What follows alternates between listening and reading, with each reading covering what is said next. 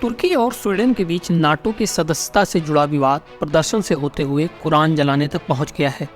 Sweden की राजधानी Stockholm में तुर्की के दूतावास के सामने विरोध प्रदर्शन के दौरान कुरान की प्रति जलाने का मामला सामने आया है। इसके बाद तुर्की ने इस घटना की निंदा की है। अब स्वीडन के विरोध में पाकिस्तान भी आ गया है।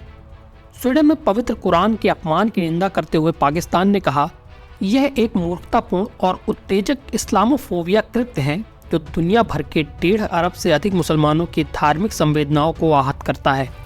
पाकिस्तान के विदेश कार्यालय ने एक बयान में कहा, इस तरह के कृत्य को अभिव्यक्ति की स्वतंत्रता के अधिकार के तहत शामिल नहीं किया जा सकता।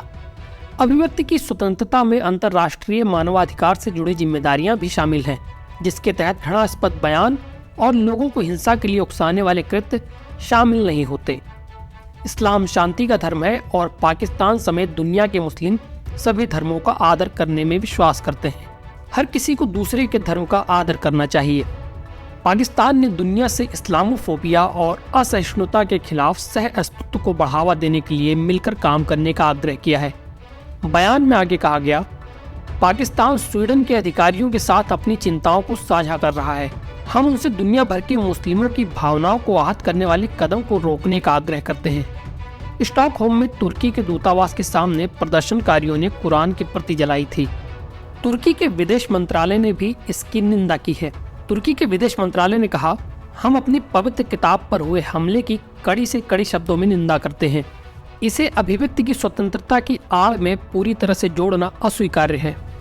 स्वीडन और तुर्की के बीच अगर तनाव के कारणों की बात करें तो ये रूस और यूक्रेन युद्ध के साथ ही शुरू हुआ है।